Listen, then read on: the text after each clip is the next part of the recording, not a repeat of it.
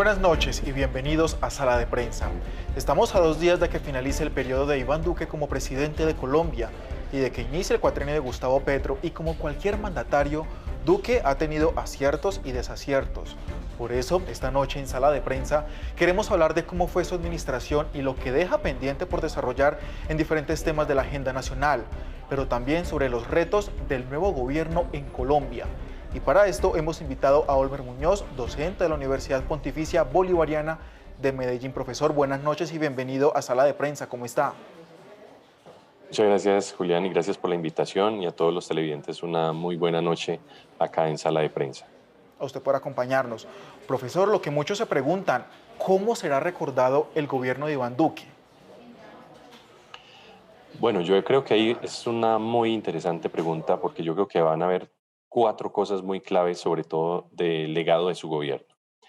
En primer lugar, tiene que ver con un escenario muy complicado, sobre todo con el manejo de la pandemia, que si bien muchos lo han criticado, pues efectivamente el país salió medianamente avante o muy avante en los temas de vacunación y prevención, sobre todo en temas del COVID-19. Lo segundo, también será recordado seguramente por muchos críticos por ser un presidente que en primer lugar se opuso en gran medida a lo que se había acordado con las FARC, pero en el desarrollo de su gobierno implementó, o al menos trató de hacerlo durante su cuatrienio, el proceso de paz en los territorios. Muy difícil no solamente para él, sino para cualquier presidente que hubiese recibido ese acuerdo de paz.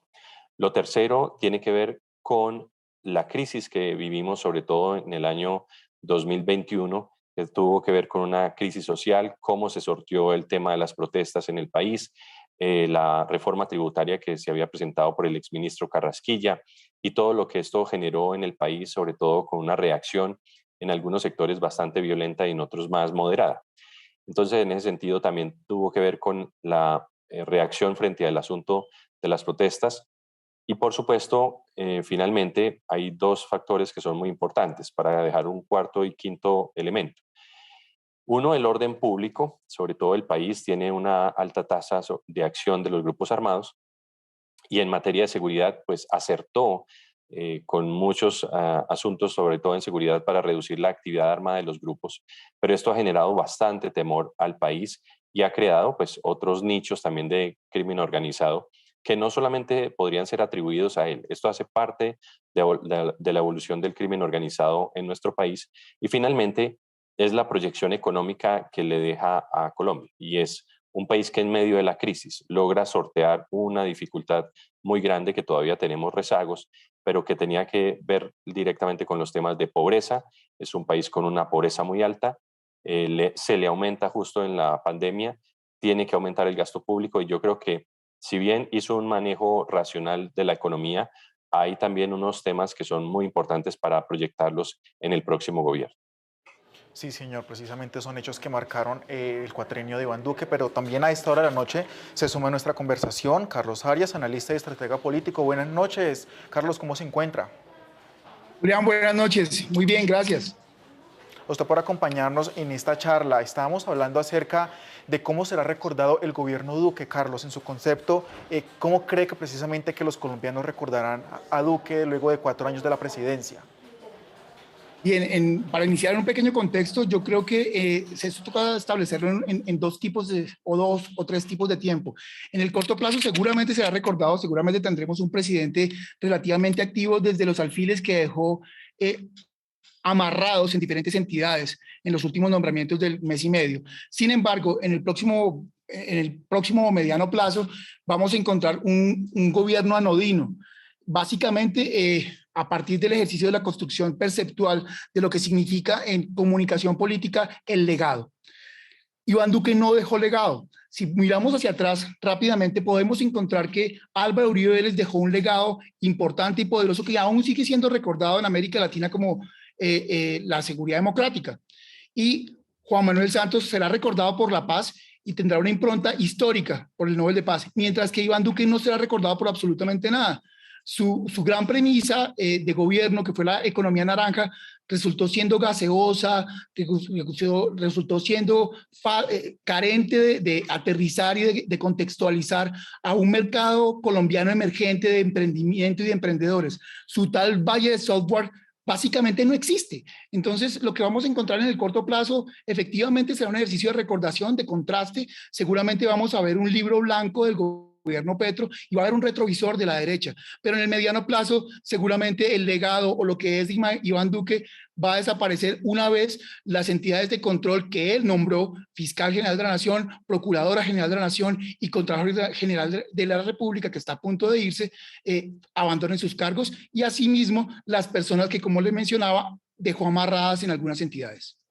Pero Carlos, dentro de lo que usted menciona, quizás rescata algo positivo de la administración de Iván Duque.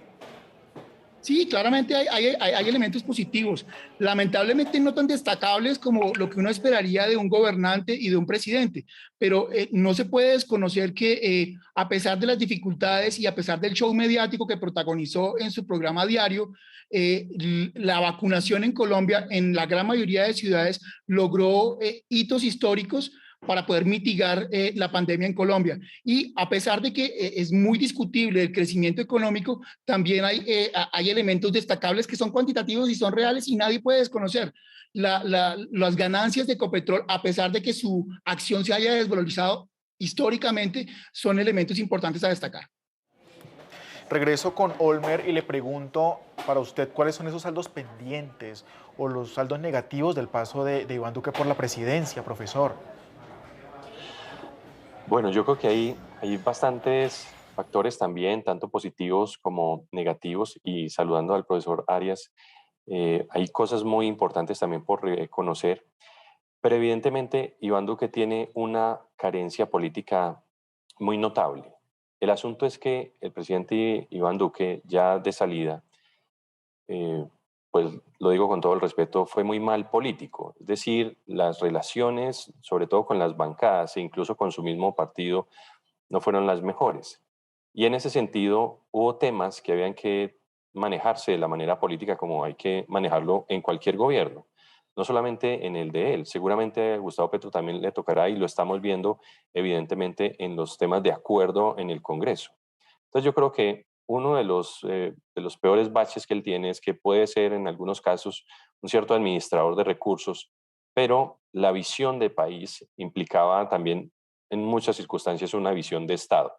Entonces yo creo que hacia allá van a tener muchas complejidades, sobre todo porque también se creó sociológicamente hablando una discusión sobre la importancia o no de un gobierno que había sido heredado del Centro Democrático, pero como les estoy diciendo, no gobernó con el Centro Democrático, ni siquiera gobernó con el presidente Uribe cerca. Entonces yo creo que su falta de visión política también lo hace merecedor un poco de esa visión en la cual no tiene tacto político para muchos temas. Seguramente algunos se reconocerán, yo estoy totalmente de acuerdo y lo he afirmado, el tema de la salud fue manejado muy bien en el caso colombiano a pesar de muchas contradicciones. Y quiero decir algo que también señala el profesor Arias y tiene que ver con los nombramientos en temas como el fiscal o el procurador o algunos miembros también que tienen las entidades descentralizadas. Efectivamente, eso está plasmado en la Constitución y ellos lo pueden hacer. Y probablemente yo creo que Gustavo Petro también va a ser parte de eso que le atribuye la Constitución para realizarlo. El asunto es qué va a pasar después con la evaluación. Si esto va a ser un gobierno donde van a estar efectivamente mirando hacia atrás, exclusivamente para decir esto es un desastre en A, B y C, probablemente no vaya a poder gobernar. Habrá que hacer las críticas que creo que son muy razonables en muchos casos, pero el país también está esperando es hacia adelante sobre qué vamos a marchar y sobre qué vamos a gobernar. Creo que ahí también es un punto muy importante político para el gobierno entrante. Sí, señor Carlos, el profesor Olmer mencionó algo muy importante y son las relaciones de Iván Duque dentro de su partido. Y me da pie para preguntarle si con la salida de Iván Duque, ¿cómo queda entonces el uribismo ahí? ¿Queda fracturado?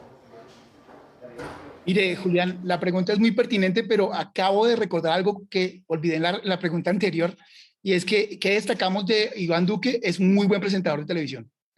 ¿Y eso qué significa? Y puede ser un poco gracioso para la audiencia, pero tenemos un expresidente que maneja la retórica y el discurso con muy pocos comunicadores sociales periodistas expertos lo hacen.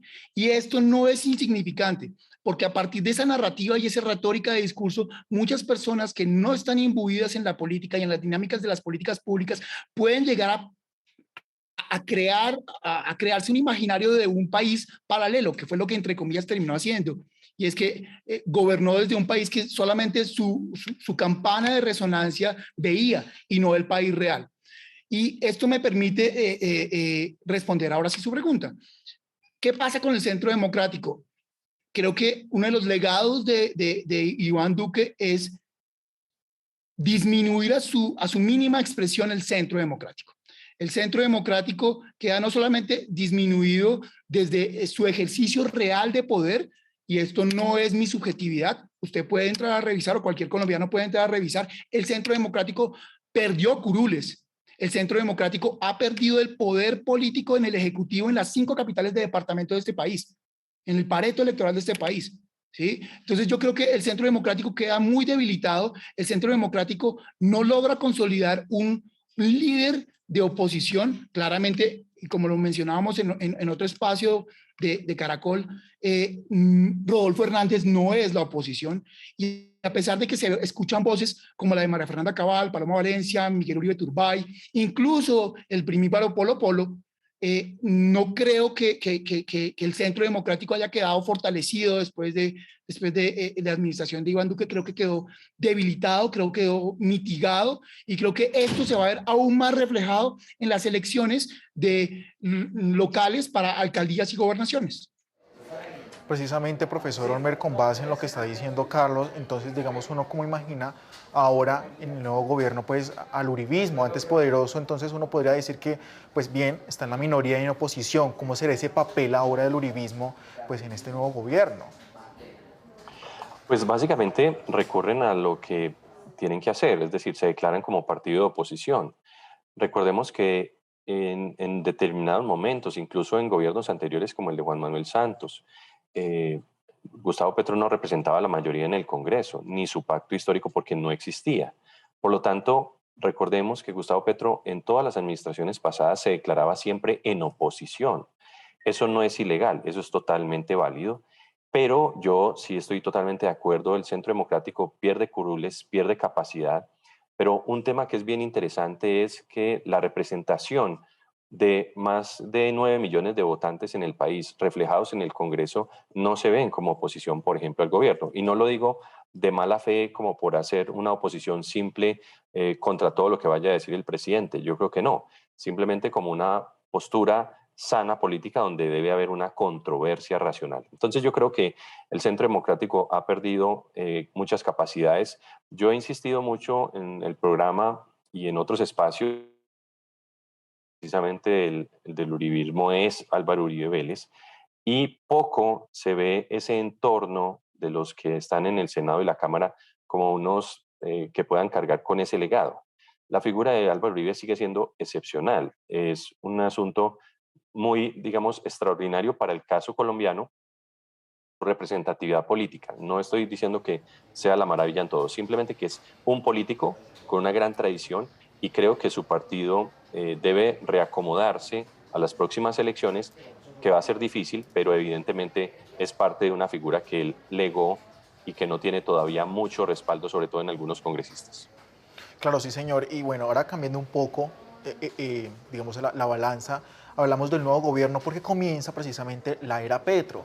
Y en esto le quiero preguntar, Carlos, ¿por qué es tan importante este hecho en la vida del país? ¿Por qué es tan trascendental?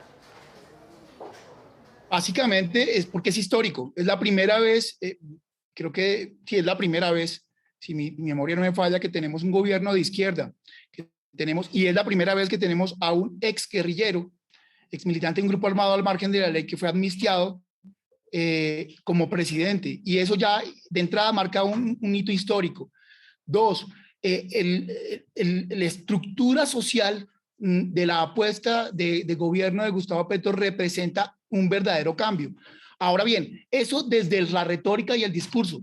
Yo creo que desde los últimos pronunciamientos de Gustavo Petro, incluso desde las alianzas recibidas en los estertores de la campaña, es evidente que ese cambio no es tan así. ¿sí? Yo he discutido esto con otras personas, incluso discutí con el hoy el presidente de la Cámara, David Racero, en un programa con Cielo Rusinque, sobre ese sofisma de cambio. Y si quisiéramos un cambio desde un pacto histórico en el cual todas las fuerzas convergen, claro, todas las fuerzas pueden unirse, pueden converger en un propósito, pero si esas fuerzas no se ven representadas en unas maneras y en unas dinámicas de cambio como tal, no es posible traducirlo en una realidad para los colombianos. Alejándonos un poco de la retórica y llegando a la anécdota que de pronto la audiencia puede evidenciar mucho más fácilmente.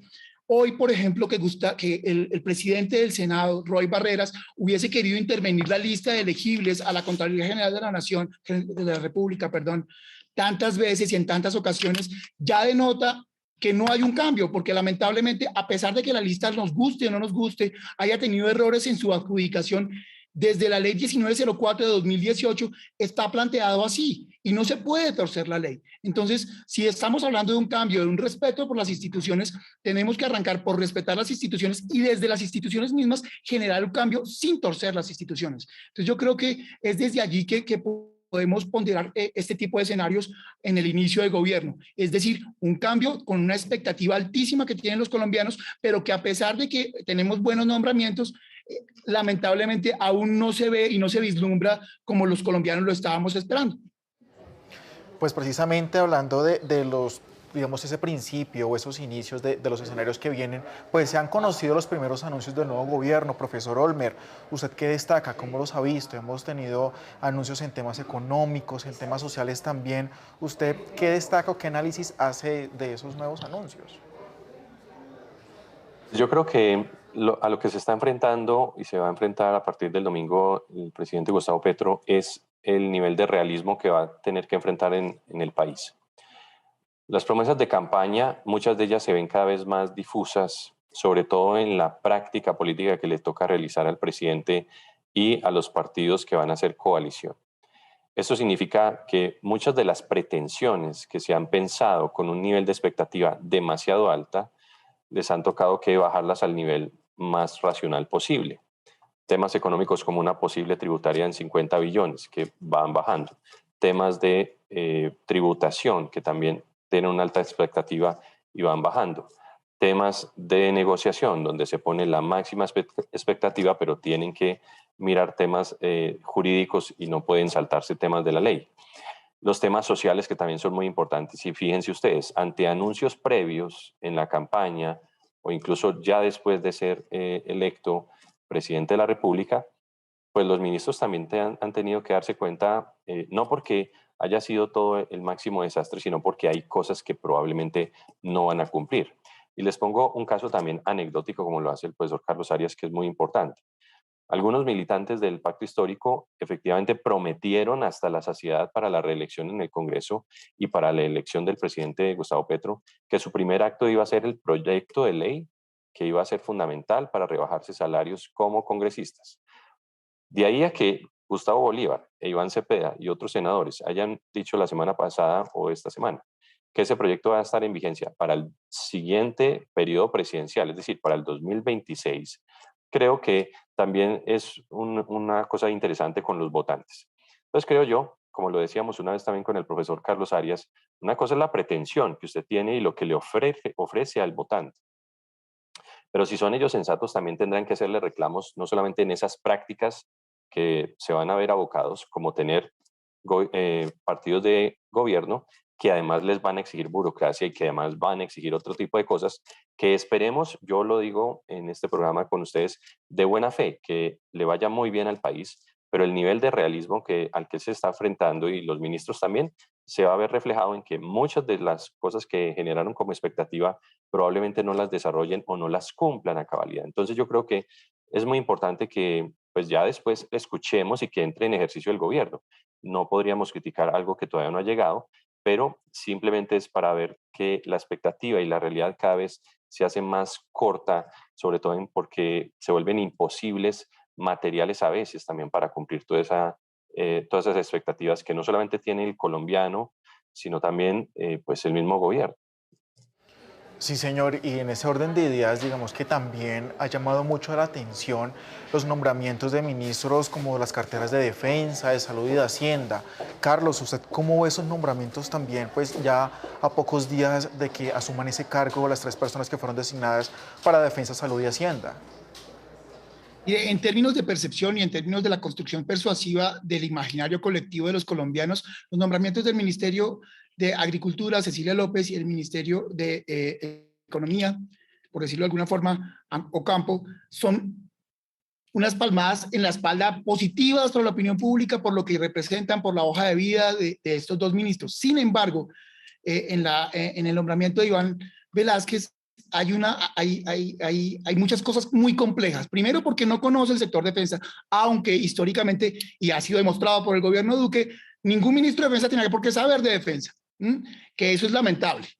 Eh, pero el nombramiento de Iván Velázquez es muy complejo de leer por varias razones. Primero, porque es una persona que desde su doctrina y de su discurso, uno puede simplemente entrar a Twitter y poner buscadores de los trinos de Iván Velázquez cuando era magistrado y en toda su vida política. Él siempre ha planteado que el problema son las fuerzas militares y que no hay una concepción clara de lo que deben hacer las fuerzas militares en términos ideológicos y en términos de respeto y garantía de los derechos humanos por parte de las fuerzas militares. Entonces es muy complejo nombrar un ministro de defensa que, a pesar de que tiene todas las calidades como magistrado y como juez, no quiere a las fuerzas militares en términos llanos. Y no las quiere es porque claramente ha señalado que no está de acuerdo con parte de su doctrina. Entonces eso supone que seguramente habría una reestructuración y eso puede generar un ruido de sables o puede generar en su defecto que parte de la cúpula, como seguramente va a pasar, salga rápidamente porque está llamada a calificar servicios y eso puede generar una desinstitucionalización dentro de las fuerzas militares. Entonces yo creo que de esos tres nombramientos que usted me señala en la pregunta,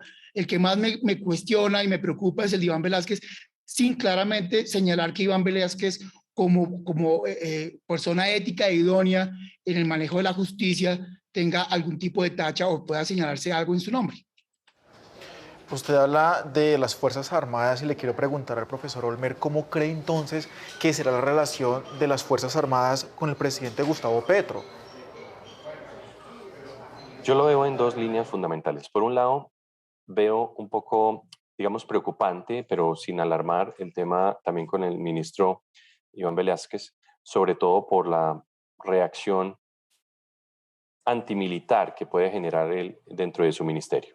Lo más importante es que el ejército colombiano, en sus más de 200 años, debe tener y ha tenido en su formación también una visión civilista de la República. Por lo tanto, no espero pues, que se vaya a presentar un asunto de ruido de sables, excepto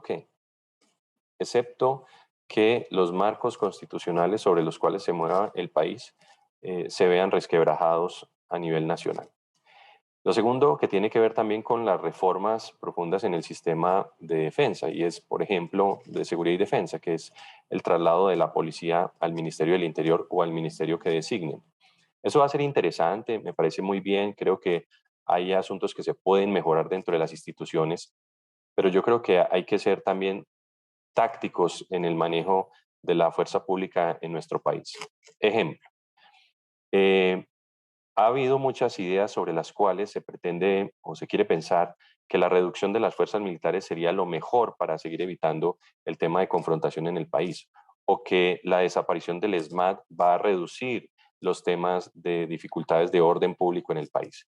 Yo creo que uno de los elementos clave que el presidente Gustavo Petro seguramente estará analizando, igual que otros ministerios, es precisamente que en el desarrollo de los procesos del proceso de paz y de los proyectos regionales en las zonas de mayor conflicto, necesitamos generar capacidades del Estado multidimensionales, no solamente armadas, sino multidimensionales, para que esa paz territorial sea muy efectiva. Pero todavía tenemos actores armados, así que eso no ha desaparecido ni va a desaparecer el 8 de agosto. Lo importante es mirar cómo en el proceso de negociación eso se logra reducir.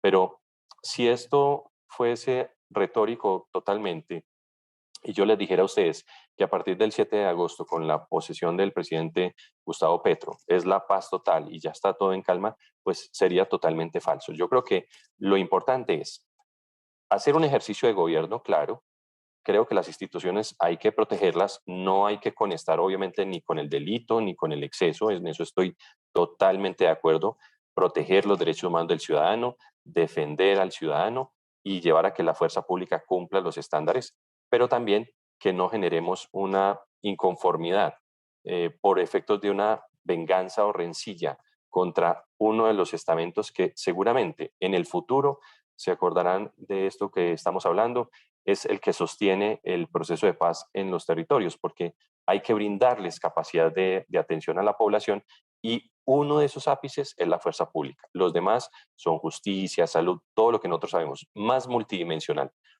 Hay que hacer todo el esfuerzo institucional para que eso se cumpla y efectivamente se logre avanzar en estos proyectos institucionales que me parecen son muy loables de entrada y hay que darles el espacio, el compás de espera para que vayan ejecutándose en el país. Sí, señor, pero bueno, quiero que regresemos también al tema de los ministros que estábamos hablando ahorita. Le quiero preguntar, Carlos, hablamos de 13 y de otros nombramientos que hay, pero también faltan como 8 o 10 ministros por nombrar. ¿Qué va a pasar ahí entonces? ¿Los conoceremos pues, el domingo? Usted acaba de tocar el punto más complejo de esta halo de percepción de cambio. Y es que efectivamente los nombramientos que se hicieron son los nombramientos, y con esto no quiero darle mayor jerarquía a un ministerio a otro, pero los nombramientos que se hicieron fueron los ministerios que mayor responsabilidad tienen en las reformas y en ese cambio prometido. Ministerios como el de Cultura, Transporte, Vivienda, se han dejado quizá para el final, básicamente porque hace parte de los compromisos y la negociación de la alianza con los partidos tradicionales que se terminaron sumando o al final de la campaña o al inicio después, horas después de la elección. Entonces, yo creo que así como con la misma lupa que se miraron los inicios, los primeros días de los nombramientos, creo que los medios de comunicación y nuestro rol como analistas o como opinadores debe ser revisar muy bien quiénes son las personas que van a llegar a estos ministerios, sus calidades técnicas y los compromisos con los que llegan a las entidades que van a dirigir como ministros. Entonces, seguramente allí vamos a ver las cuotas del Partido Conservador, vamos a ver las cuotas del Partido de la U, vamos a ver las cuotas del Partido Liberal, las cuotas del Partido Liberal fragmentado, ¿no? Porque es el Partido Liberal de César Gaviria y el Partido Liberal de los que se faccionaron del Partido Liberal como Velasco y otros. Entonces, y qué decir de Mira, que de pronto va a terminar recibiendo algún tipo de entidad descentralizada. Básicamente, creo que esos ministerios aún no tienen nombre porque falta esa negociación política con los partidos tradicionales y los movimientos que terminaron apoyando a Gustavo Petro. Sí, señor, pues se nos está acabando el tiempo aquí en Sala de Prensa. Profesor Olme, le quiero preguntar finalmente, ¿qué tan a la izquierda estará la administración Petro o de pronto se acercará quizás al centro? ¿Qué piensa usted? Yo creo que este tipo de negociaciones, insisto con eso, que tanto se planteó en su momento y que se discutió con los partidos tradicionales, va a generar un tema, digamos, de competencia al interior para equilibrar. Es decir, lo que se imaginan que va a ser este país totalmente la izquierda, no creo que sea. Precisamente porque cambiar totalmente en el esquema como se los podrían imaginar no es posible y además las fuerzas políticas también van a estar presionando. Los partidos que están jugando como partidos de gobierno van a exigir burocracia, y van a exigir cargos, van a hacer mermelada, como se hace en muchas cosas, perdonen la expresión, y eso es muy importante para que el mismo pacto histórico haga su autoevaluación de lo que va a enfrentar, porque muy probablemente va a haber unas especies de choques ante esas pretensiones. Entonces yo creo que no va a ser un gobierno de izquierda como se lo imaginan, sino que va a ser un gobierno donde va a tomar decisiones de cambio, es verdad, me parece maravilloso, pero donde también las fuerzas políticas se van a hacer sentir.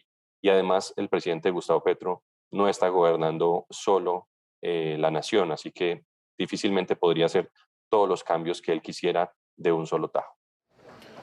Pues profesor, sí señor, dos miradas muy distintas sobre lo que sucedió, el análisis de la administración de Iván Duque como presidente de Colombia y también sobre los nuevos retos que tiene el nuevo presidente de Colombia, Gustavo Petro, quien se posesionará el próximo domingo 7 de agosto. Profesor Olme Muñoz, docente de la Universidad Pontificia Bolivariana de Medellín, gracias por acompañarnos esta noche en Sala de Prensa.